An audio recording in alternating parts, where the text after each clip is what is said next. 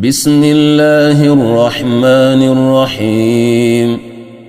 يسبح لله ما في السماوات وما في الأرض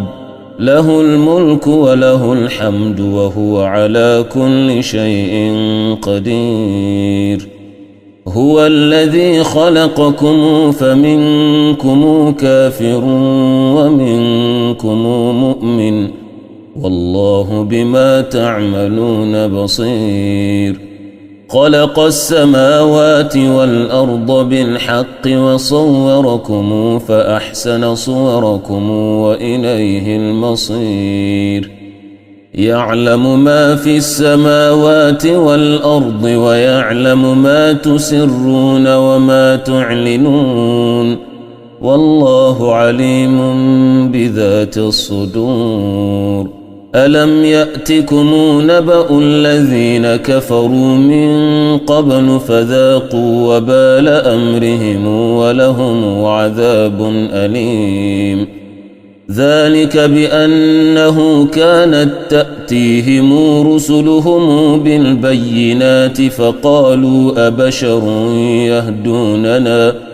فقالوا أبشر يهدوننا فكفروا وتولوا واستغنى الله والله غني حميد زعم الذين كفروا أن لن يبعثوا قل بلى وربي لتبعثن ثم لتنبؤن بما عملتم وذلك على الله يسير فآمنوا بالله ورسوله والنور الذي أنزلنا والله بما تعملون خبير يوم يجمعكم ليوم الجمع ذلك يوم التغابن ومن يؤمن بالله ويعمل صالحا يكفر عنه سيئاته ويدخله جنات تجري من تحتها الأنهار خالدين فيها أبدا ذلك الفوز العظيم والذين كفروا وكذبوا بآياتنا أولئك أصحاب النار خالدين فيها وبئس المصير ما أصاب من مصيبة إلا بإذن الله ومن يؤمن بالله يهد قلبه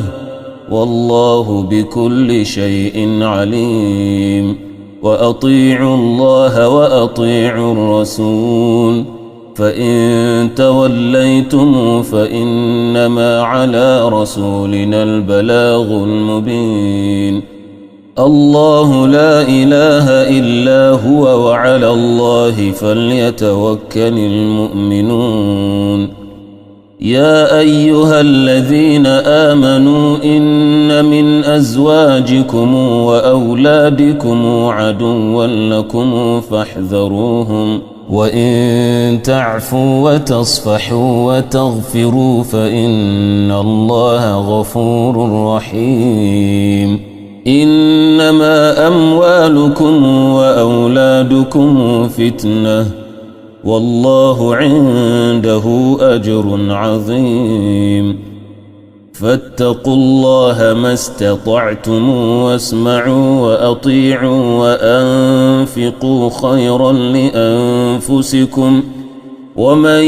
يوق شح نفسه فأولئك هم المفلحون إن تقرضوا الله قرضا حسنا